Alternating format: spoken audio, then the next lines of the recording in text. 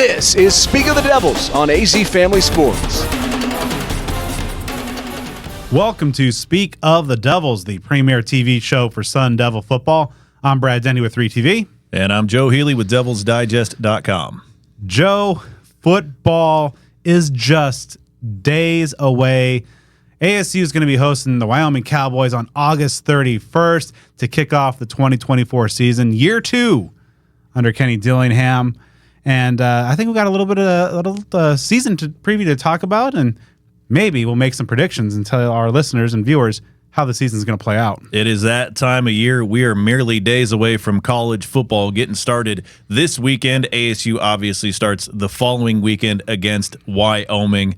Fall camp is just about done. We're about to get into game week. Things are about to get real fast here, folks. Get ready for Sun Devil football. All right, so encourage all of you folks, if you're not already our listeners to our podcast, we have a great episode that dropped this week. Hode Rubino of DevilsDigest.com and Jordan Ham of Sports 360 Arizona. They joined us in studio for an in-depth season preview roundtable where we made some predictions, but we're going to dive into some of that here on the Arizona Sports Network. And let's start things off with the big news of the week, Joe. The quarterback battle is over.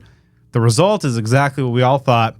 Sam Leavitt, the redshirt freshman, the Michigan State transfer, is the Sun Devil starter. It's pretty much been the expectation since the late stages of spring ball and on into fall camp. Jeff Sims came in from Nebraska and gave a little bit of a battle in the early stretch, but some turnover issues and other struggles have really opened the door for Sam Leavitt to earn that starting job that many folks thought that he would have. A lot of upside with him, a lot of comparisons to former Sun Devil great Taylor Kelly. We'll see if that can materialize. I know ASU fans would be thrilled if that is the case, but he is a new starting quarterback. Only played a few games as a true freshman at Michigan State last year. If he gets that start, assuming he stays healthy and gets that start against Wyoming, it'll be his first career collegiate start. So we'll have to see what's upcoming for Sam Leavitt as QB of Arizona State.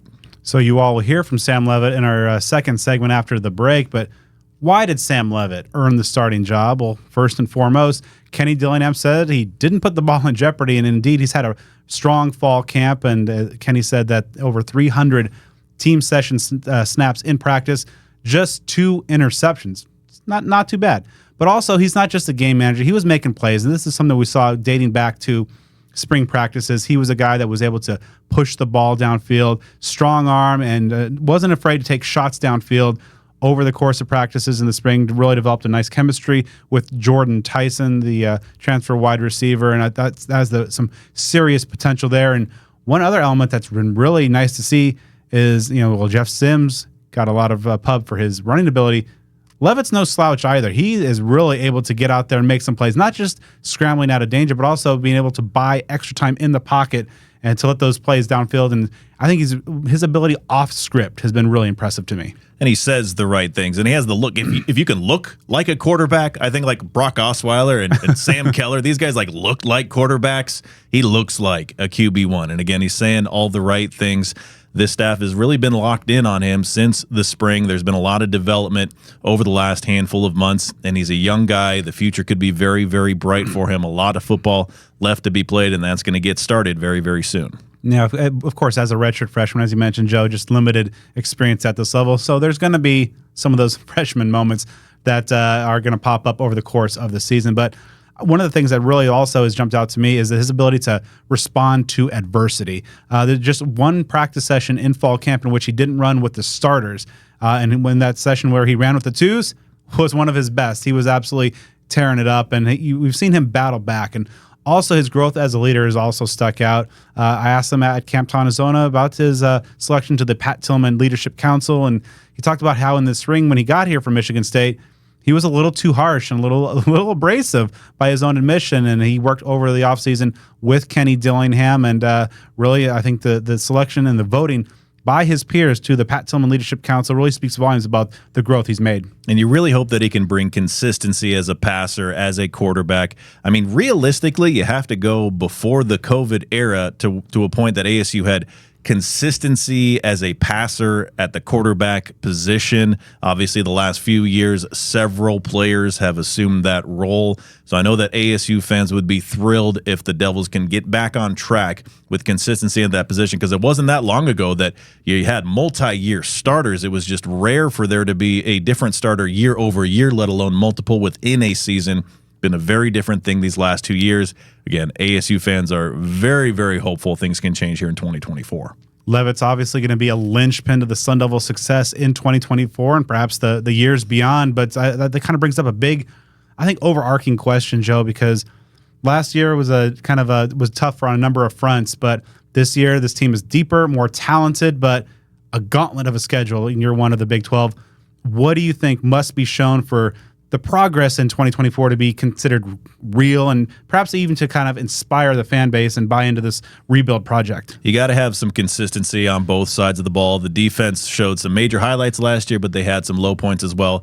The offense was generally a nightmare due to injuries a year ago. I think a big thing, again, sticking with the quarterback position, is at the end of this year, you need to be able to look back and say that Sam Levitt is the guy. Because if he was selected and if he falters and if he's maybe dropped out of the starting lineup, being a young guy with 2 seniors ahead of him, that could cause question marks reopening that book going into 2025 when you really need to have consistency for the short and long term. I think this could be a season where ASU's progress in the win-loss column, maybe not substantial, but the on-field play could be ahead of where it was by leaps and bounds in 2023. And Kenny mentioned that 39 of the top 44 players in the depth chart have at least 1 year of eligibility. And I totally agree that like the development of Sam Levitt and a lot of those younger players, the returning core for 2025 and beyond is going to be of paramount importance for this team. And a little bit later on in the show, we're going to give you our predictions to see how this season unfolds. But after the break, you're going to be hearing from the new Sun Devils starting quarterback, Sam Levitt, who met with the media for the first time since being named the starter.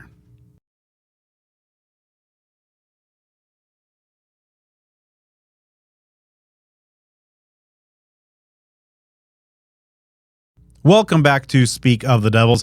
Let's now hear from ASU's new starting quarterback, Sam Levitt. What was your reaction to the naming story? Yeah, all sorts of emotions, mostly joy, but, I kind of had that idea coming along, and that was my goal this whole time. But, I definitely took a moment to, just thank God for the opportunity and just feel appreciative of it. What was said to you? Like, what did Kenny say, or how did it all happen? Yeah, they actually texted me the night before, so it wasn't in person. I was by myself, got a text. We had kind of like sprinkled around the subject and kind of got a hint of it before, so it wasn't a complete shock or anything. But being by myself, it just made me really be able to embrace the moment. And like I said, thank God.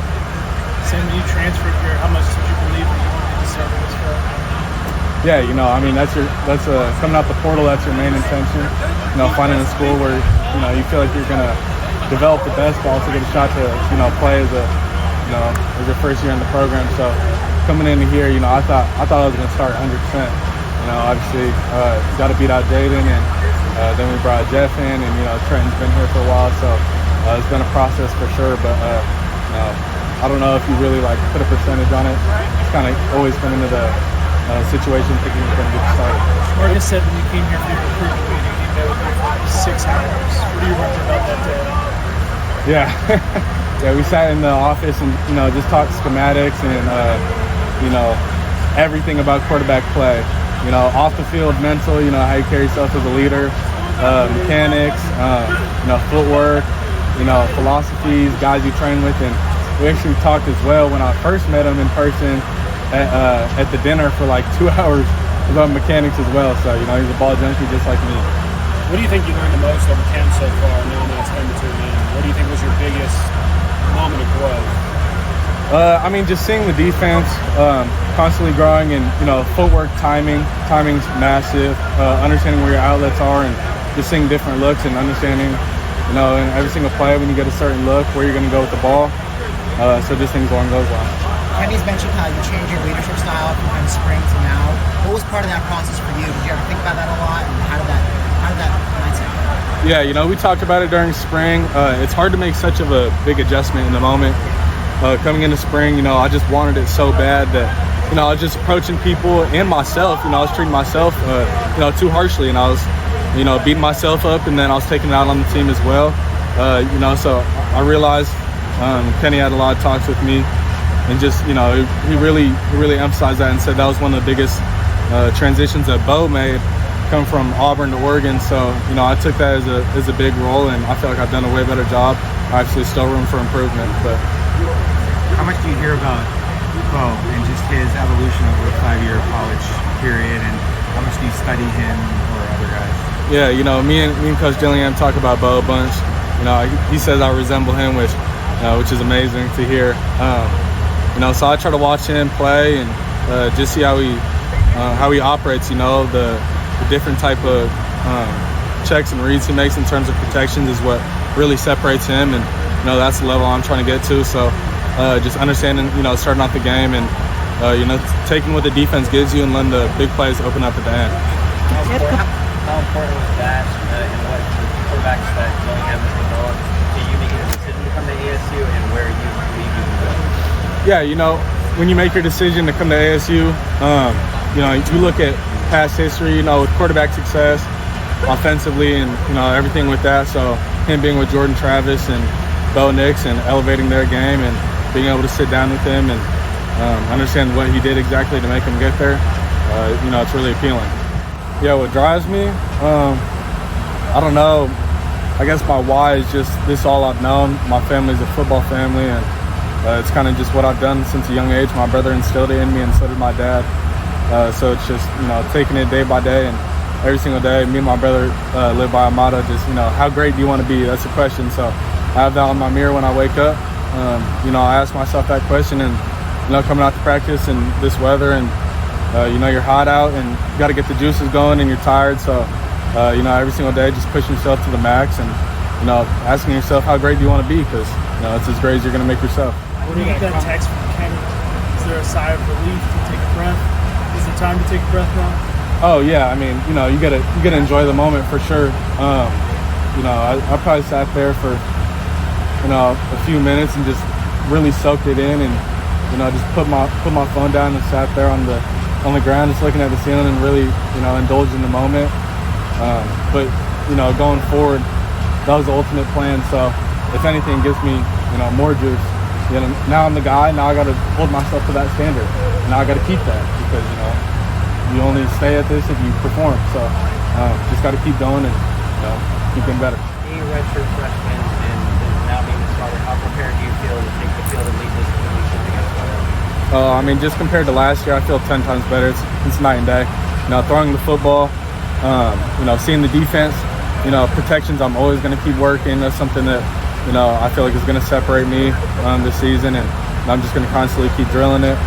But in terms of preparedness, you know, I don't know if I could ask for much more other than another year under my belt, which, you know, I can't make. I don't have a time machine, so can't do that. But, you know, I'm really ready to go and feel like we have a good team this year. It takes a lot of work to become the Power 4 starting quarterback. You know, what are some of the things that you really love about playing the quarterback position? Just being in control. Since a young age, I feel like I've always wanted to have the ball in my hands, whether that's in football or basketball. You know, I always want to take the last shot in hoops for the game winner. So, you know, I just kind of carried over, and, you know, I'm a pretty controlling person in general, personality-wise. So just that aspect of it. And then, you know, you live and die by the sword. So, you know, you're all the success or you're all the failure. And I love that. You know, that's what I play it for. You know, I don't do this for any of the fame or anything like that. So I love being out on the field and having the ball in my hands and being able to make a play and, you know, hear the crowd roar and, you know, have our team go crazy and everything like that. So it's pretty special when you're able to make those plays.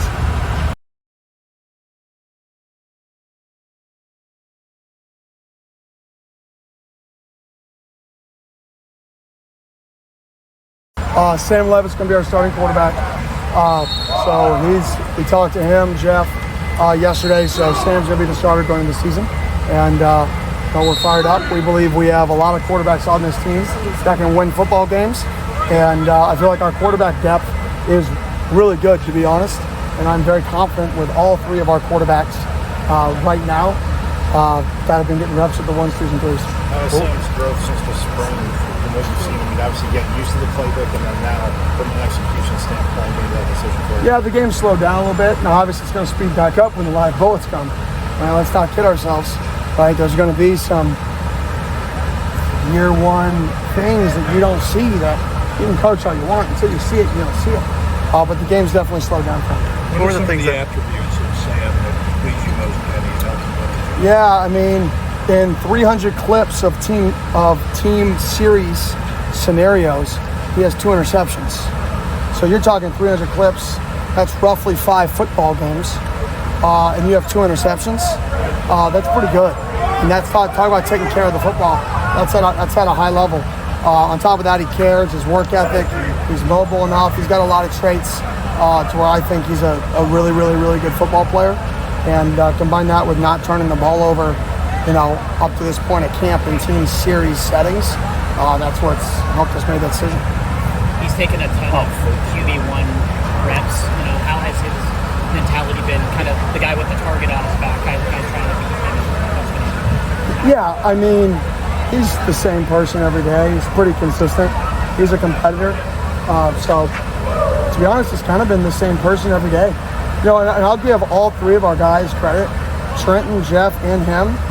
They've kind of been the same demeanor, the same mindset every single day, which is why I feel really good about our quarterback room. It's not every day's a new day. It's I know what I'm getting out of those guys when they show up in the building. And anytime you know what you're getting with guys, and I think we have weapons to surround our quarterbacks with this year, you can create a plan to put those guys in their best skill set. And I think we have enough talent around our quarterback this year to where we can protect them and we can build a plan around all 3 of them if needed to be successful. Sam mentioned at Camp T that when he first got here, his leadership style may have been a little bit abrasive, but that you worked with him over the summer, and obviously getting voted to the Leadership Council is a testament to that. Where have you seen his biggest strides off the field as a leader? Yeah, he doesn't just yell at people anymore. And it's funny because Bo is so similar, right? When you're a perfectionist and you want everything to be right and you care at such a high level, it's really hard for you to process that person just may not care quite as much. They may still really care, but they may not have this obsessiveness where practice ends and I watch it immediately because I can't function if I don't. And you've got to be able to say, okay, how do I get the best out of this guy? Well, jog down the field. Say, hey, flatten that out for me. Don't yell, flatten that out, what are you doing? Right? Yeah, everybody knows we're smart, great. But everybody's gonna hate you. Now, he's really embraced that model of channel that passion and energy, right? And do it in one-on-one settings with certain guys. And then people are gonna feel your passion and energy. That's gonna happen naturally. But really try to channel that and kind of try to lead a little bit lead people differently based off of the person. For being such a young quarterback, it's definitely not a given how he handled the whole situation. Because coming out of spring practice, he was pretty much in the lead and he didn't never rest on his laurels. That's something that a lot of young quarterbacks maybe fall into that trap. Yeah, the one thing that will never happen here is promises. Anybody who says they were promised something here, it wasn't from me. I can guarantee you that. If it was from somebody on our staff, they're going to have to answer to me because we don't make promises here. We give you opportunities. And we told Sam coming in here in the spring, you're going to have an opportunity to win this job. And he did a nice job, right? We need another quarterback, so we're going to bring in another quarterback, right? In the spring, there were other highly ranked quarterbacks that wanted to be here. But I promised them that I was only going to take one. So I was true to my word. Right? Somebody leaves after the spring and it's okay, we need another one. I have to bring one in. I'm going to bring the best guy to compete with me. Right? He said, let's go. And I think the same thing with bringing somebody in, bringing Jeff into the same thought process. So it's always about competition and making the guy next to you better. Because if you get pushed by the guy next to you and he pushes you, we talk about it's a lot easier to climb the ladder with people helping you than to push people down, right? A lot easier if you climb the ladder with somebody.